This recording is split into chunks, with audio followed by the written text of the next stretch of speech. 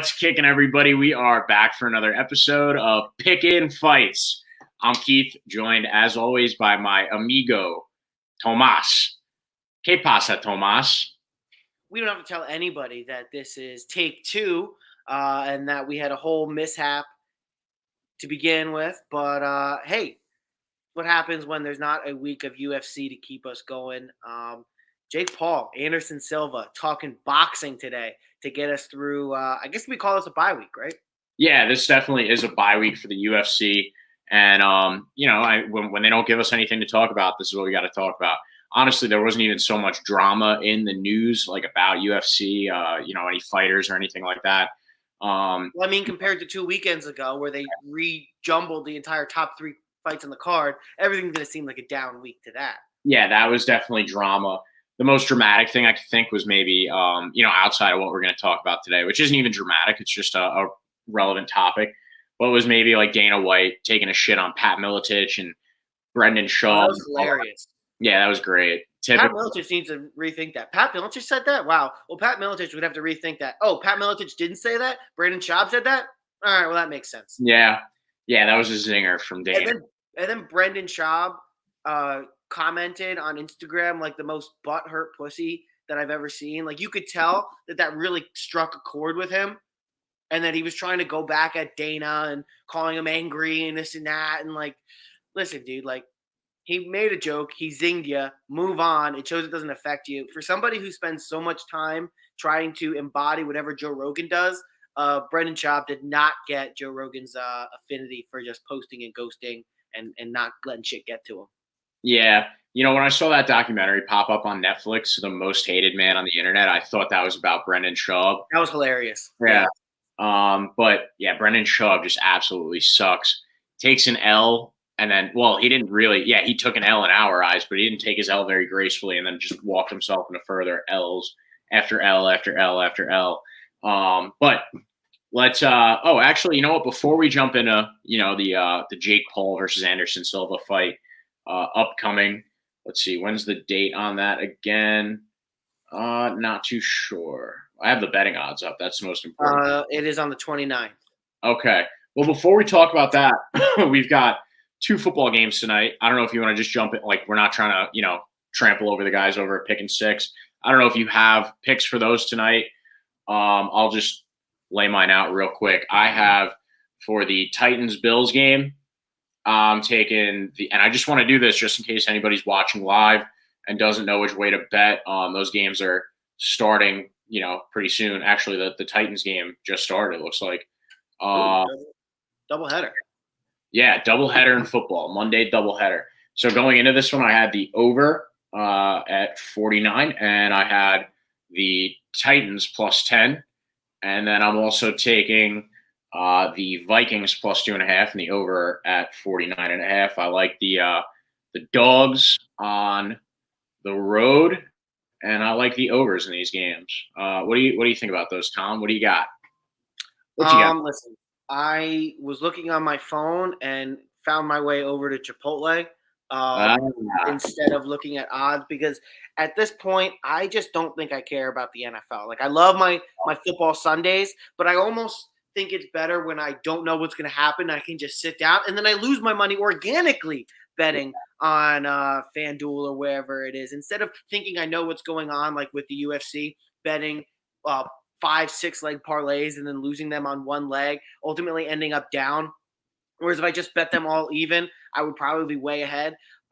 With NFL, I don't even claim to know anything. It's almost like I'm walking in blind. I thought the Raiders were going to do really well last week or yesterday.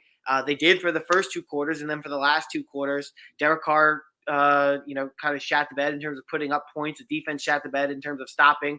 Kyler Murray went crazy. Hunter Renfrow forgot how to hold on to the ball in an overtime situation. I mean, it just went from bad to worse. So with that being said about me, my football knowledge, and my approach to the NFL, I think that people would be much better off if I kept my picks to myself. All right, well, those are mine. I'm taking the road dogs plus points, and I'm taking the overs in both of those games. The Bills-Titans game started already. So you won't find that for, I don't think. I think last I saw live, it's like 13 is the spread now. Oh, geez. So, yeah, not going well for me. But it's also only 5 minutes in the game, so not a big deal. But yeah, I like those hungry road dogs. So we'll jump into the Jake Paul versus Anderson Silva. That's what we are here to talk about. And so what I'm reading right now is that Jake Paul opened as the minus 180 betting favorite against plus 150 for the Spider. Mm-hmm. And then it looks like the line was a little bit tighter at DraftKings, opening at minus 120 for Jake Paul and even for Anderson Silva. Then it looks like the money came pouring back in for Anderson Silva. Credit to this website I'm reading, who registered back-to-back wins over Julio Cesar Chavez Jr. and Tito Ortiz in 2021. So the betting line currently sits at minus 135 for Anderson Silva now, opposite plus 105 Jake Paul. So those numbers have fluctuated quite a bit. With Jake Paul being the favorite to start and a pretty significant favorite across the board, and now Anderson Silva being a betting favorite. I'm very curious to see how this goes because what was Silva? Silva opened at, got to go back and look one more time. Silva opened at plus 150 and then even on some books. And right now it looks like Anderson Silva is minus 135 and Jake Paul is plus 105. I'm not sure how much those have changed since this article was written. I'll go into my FanDuel as well. Ooh, I like this. I think I'm going to start adding the odds to these batters. Yeah, it looks pretty good, man. That looks really good, especially if the names aren't like super long or anything. Listen, I think I take Jake Paul plus money here. Yeah, I think I would too. The plus 105, although I'd wait personally. Like for me, I'd wait for all the bets to come pouring in on Anderson Silva because I don't think that that's going to be the end of that. Sure, the sharps are in on Silva, but if you get Jake Paul at huge underdog money, then you take the young guy who has knocked out Tyron Woodley among other celebrities, so to speak. Not really fighters, but you're taking a guy that has the potential to do it. Anderson Silva, I would have been able to get him at plus money if I would have seen that line open. I would have launched my wallet at that. I would have thrown a fastball right at that with a couple of bills at least, because Anderson Silva, the head movement, the experience, everything about him. We all know who Anderson Silva is. Whoever's watching this right now, I'm sure you didn't just stumble upon this live stream. You're probably well aware of who Anderson Silva is and what he does, what he did in the octagon, and now what he currently can do in a boxing ring. I don't see why you wouldn't take Anderson Silva at plus money had you had the opportunity. But now Jake Paul at plus money. I mean, this kind of feels like an even fight. You have an aging guy, not just an aging guy, an aging Hall of Famer against a young guy who's doing his thing. And has done his thing and maybe will continue to do so. But I don't know, who are you going with in this one, Tom? You're really feeling the Jake Paul money line here, or? Well, I mean, I think there's going to be really two ways that this goes. I don't think we're going to see a flash knockout from Anderson Silva like he had over Tito Ortiz. I don't think Jake Paul is going to leave himself open that much, and I also don't think Jake Paul is going to have as waning of a chin as Tito Ortiz had going into that fight. And Tito Ortiz, I think, is in his 40s, definitely in his 40s. Anderson Silva, I think, what is he, 48, 49 years old, 47, coming into this fight in October. They're both going to have pretty decent camps, and Anderson Silva has looked pretty good. Granted, he looked good against Tito Ortiz, which is not a high opponent, or a high caliber opponent. But what was it, Luis Cesar Chavez that he fought 8 months ago, 9 months ago? Chavez Jr. What was that? Julio Cesar Chavez Jr. And what was the date of that fight? That was in 2021. That was pre the Tito Ortiz fight. Right. I don't know the exact date, but so I'm pulling it up here, and it was on. It was June of 2021. So we're looking about 14 months removed from that fight, in which he looked really good. He fought to a split decision over Julio Cesar Chavez Jr. And, granted, Julio Cesar Chavez Jr. at that point is not at his best that he's ever been. But he's a boxer who's 52-5-1, coming from a long lineage of boxing, of boxing champions. And I think that Anderson Silva going out there, and even at the older age, being able to contend and fight with somebody whose specialty was boxing for that long proves that he has really, really good fundamentals. He had a boxing fight before that against Julio Cesar de Jesus back in August of 2005 that he won. And his actually very first boxing match, he was knocked out back in 1998. So that was a quick rundown of all of the fights of Anderson Silva in a boxing arena. He's the spider. Stand up was his bread and butter when he was in the UFC, doing MMA. He's always had fast hands and really, really good ability to dodge punches and slip and find himself in really good positions. Opponents would wing punches at Anderson Silva and miss wildly in a lot of different, mediums and attempts. So Anderson Silva is definitely going to have the advantage when it comes to technique. He is going to be able to, I don't even know if I can say that as much because Jake Paul has been focused on boxing now for the past 3 or 4 years. He's definitely going to have a speed advantage, and he's probably going to have the power advantage. Anderson Silva will probably have the overall fight IQ. There may be a bout even when it comes to boxing. Maybe I'll give the slight edge to Anderson Silva because he's got that win over such high tutelage and Julio Cesar Chavez Jr. But I'm giving Anderson so much more credit than you would give any other person who's 48 years old going in there to box Jake Paul. Right. Absolutely. The fact that he is a favorite. And I think he would probably be inclined to win a decision because I think Jake Paul, when it comes to positional boxing and when it comes to what the judges are going to see, I think Silva's probably just going to be a little bit more slick, a little bit more comfortable in there. And I don't think Anderson Silva is going to have any of the type of weight on his shoulders coming into this bout that Jake Paul is going to have.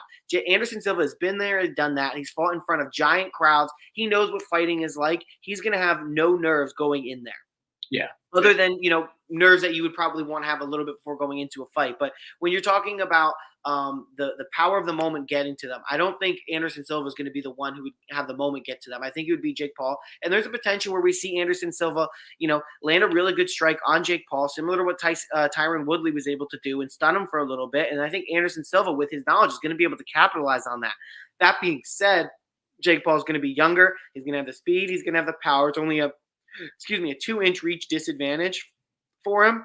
You're basically picking, is Anderson Silva going to be able to withstand all? Do we know how many rounds this is going to be? I don't even know if that's been announced yet. So, but the last Jake Paul fight that went the distance was Tyron Woodley #1. Was it 8 rounds? I believe so.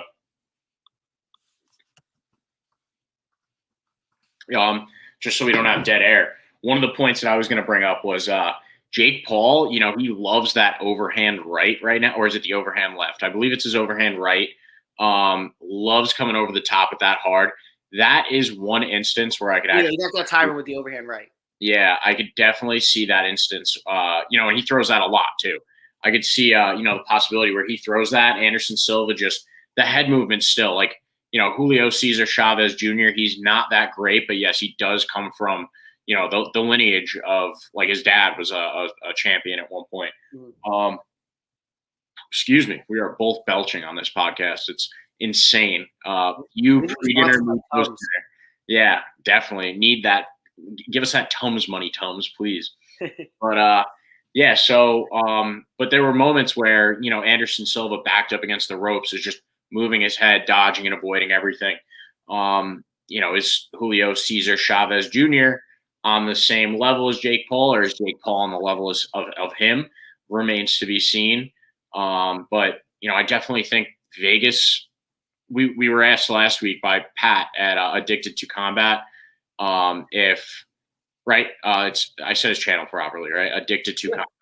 Okay. Addicted to Combat. Yes, I just wanted to make sure because I know his Twitter handle may slightly be different, but it differs. Yeah. Yeah. So, but he brought up last week asking us about Song Yadong versus Corey Sandhagen, whether or not if we were at Vegas odds makers, if we would have lined the fight differently. I actually think that the way that this one opened And now the way that it's leaning, I think that this line is pretty correct because this is a very even fight across the board, just in terms of age and ability versus youth and power. I don't even know if Jake Paul has the speed advantage over Anderson Silva. Remains to be seen, but I am looking forward to this fight. So, with all that being said, we're now at a 16-minute run time. I think we covered most of what we want to. You got anything else you want to say before we end this, Tom?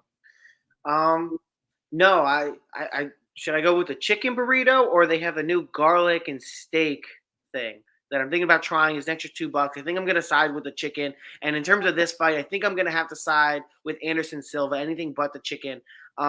I think Anderson Silva is going to have the experience. It's an 8-round bout. I was able to clear that much up. I think Anderson Silva can get in there and survive with Jake Paul for 8 rounds. I don't have a question about his cardio, even being 48, 49 years old. Like you said, he went, I don't know how many rounds he went with Julio Cesar Chavez, but I think it had to have been at least 8 in order for it to be any type of respectable bout. Actually, it probably was 8 because I think the final score was like 79-77. So it was probably 8 rounds. So I'm not overly concerned about Anderson Silva, his stamina, his cardio, potentially his chin, but I just think he's going to not go in there. I don't think he'll underestimate Jake Paul and leave his chin out there and kind of do some of the flashy stuff that he was used to. But I think also Anderson Silva, and speaking about that flashiness and kind of that ring presence that he brings, I think there's a strong case scenario or a strong possibility where Jake Paul gets lured in by some of the sneakiness of the spider. And with a 2-inch reach advantage and all of that fight IQ, I think there is a good chance that Anderson Silva lands some good shots on Jake Paul and ultimately can sneak out of there with that decision. Now, on the other side of the spectrum, you have Jake Paul, who's 25 years old, and no matter who you ask and who's involved in boxing, the kid can crack. He does have power and he can land the shots. He landed on Tyron Woodley, right? And Tyron Woodley had landed power punches on people before.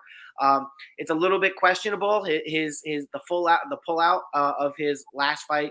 Tommy Fury was the guy who pulled out, and then Hasim Rahman was supposed to fight him, and then he pulled out allegedly because of the weight cut, and then he showed that he could make the weight by coming in 2 pounds over. It was very confusing. A lot of people thought that Jake Paul didn't want to fight him being so much smaller and having that disparity in skill. Also, potentially wasn't selling well. There's a lot of different questions that are going around it, but the bottom line is Jake Paul's main path to victory is going to have to be putting Anderson Silva away. If he's going in there expecting to technically outbox Anderson Silva, whose first fight was in 1998, granted he lost, but then came back, fought 2005, fought actual champions, people who are boxers and get boxing acumen.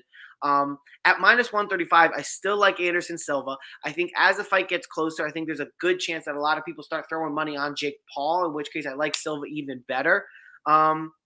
The only reason that I would bet on Jake Paul is if I think, A, he's going to be able to land that shot that's going to be able to put away Anderson Silva, which we haven't seen many people do, and especially not in boxing thus far. And Anderson Silva seeming to find a whole new kind of career for himself in boxing at this late stage of his life or athletic life.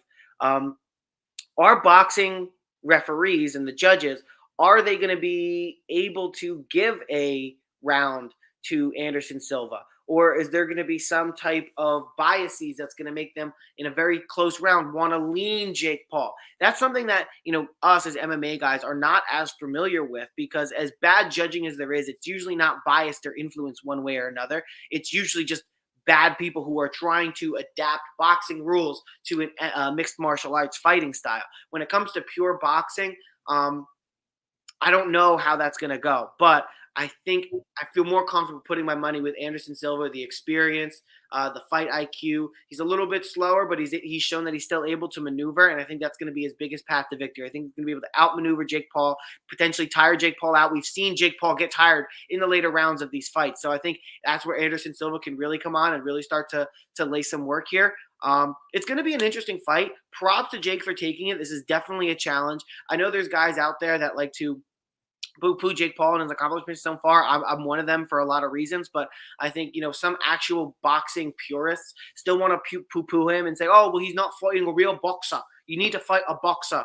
And I don't know, saying boxing just sounds so much cooler than like a British or an Irish accent, whatever melding of the two I just did. Give the kid some props for fighting somebody with so much experience in Anderson Silva. Give Anderson Silva some props for fighting a 25-year-old kid. And, really, Anderson Silva has nothing to prove or lose. So I mean, he's got a good career to lose, but he's got nothing to prove. So fighting Jake Paul is interesting for him. Yeah, this doesn't hurt his legacy if he loses whatsoever, because the first thing people are going to say is, well, he wasn't a boxer. He's 48. It doesn't hurt his legacy. It can't touch what he did in MMA. Me personally, I'm just going to roll with whoever the dog is. I'm going to go with the plus money, and it looks like it's Jake Paul. I'll go with Jake Paul. Do I think Anderson Silva is more likely to win this fight? Yeah, so I'm hoping it flips back around and maybe Anderson becomes, at least closer to even. Not that minus 135 is an unbettable line, but would prefer to take the dog in this one because it does feel like a bit of a coin flip of a fight. And you also got to think about Anderson Silva coming in at 48, 49 years old. Is the commission going to have a little bit of a shorter fuse with him should he get knocked down? Yeah. Charlotte going to have a shorter fuse with him because they want the fight to be over quicker because, maybe there is some of that influence. We should get together with Jonesy, and because this is a real good combination of his boxing prowess and knowledge and our, MMA kind of input and style. I think we should definitely put something together and talk about this with him. But I just feel a little bit more comfortable with Anderson Silva because ultimately I don't think Jake Paul is going to be able to find that off button for the Spider Silva. I think this one's going to ultimately go to decision, and for that reason, I like Anderson Silva. Yeah. I mean, I'll probably end up staking both that night. Anderson by decision and Jake Paul by knockout. Before we go, just want to ask everybody, please like, comment, subscribe. Follow us on social media. Not Prelim Notables. Okay. Tom, thanks for being here tonight. Anybody that tuned in is currently watching, making it this far, listening on Spotify, which you can also do. Thank you for doing all of the above. Please have a very good night and enjoy the rest of your week. Take it easy.